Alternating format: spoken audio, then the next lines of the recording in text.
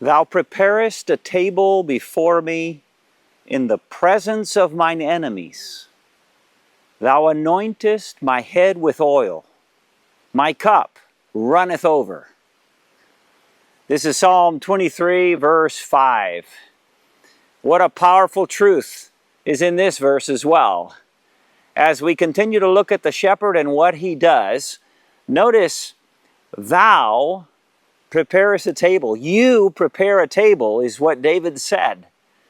And again, it is an emphasis on the personal involvement of God in our lives. He, not an angel, not a servant, and yet, in a sense, yes, a servant. He himself, what does he do? He prepares a table. My goodness, who prepares tables? Servants, servers.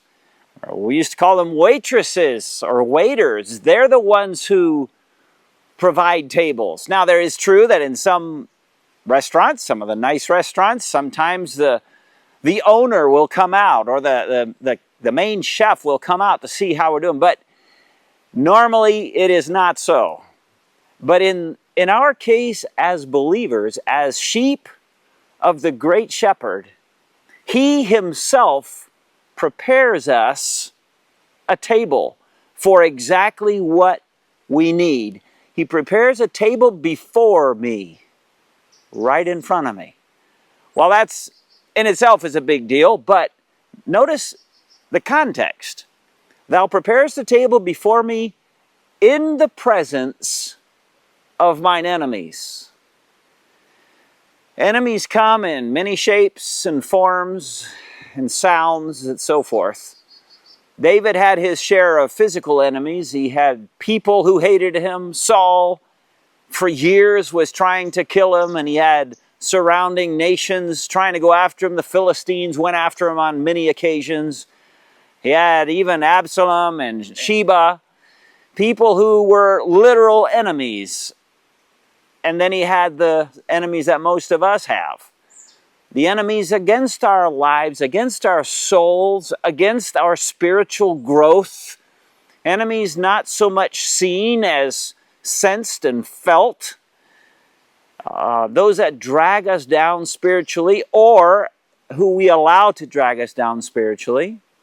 So many things can keep us awake at night, can keep our minds churning, can sow fear in our hearts and leave us with fear in our hearts. And David says, thou preparest a table for me in the presence of these enemies. The enemies don't always go away. Sometimes they're there for a long time. Sometimes they're almost there to stay. Some of them, some kinds. So the question is, are we able? Do we know how to see and enjoy the table God has promised to prepare for us? The table in the presence of our enemies. What does a table speak of? Well, it speaks of nourishment. It speaks of delicious food, a banquet. It talks about fellowship. It talks about peace and relaxation. The table in the middle, surrounded by enemies, is the Christian's privilege. It's the believer's joy to be able to enjoy the Lord, His personal presence, though we are surrounded by enemies. Maybe you are today. Any number of different kinds of enemies. Maybe you have several. And you need to sit down at the table of God and let Him take over that anxiety in your soul. It says, thou anointest my head with oil. This speaks of honor. It speaks again of the personal touch that the shepherd gives the sheep.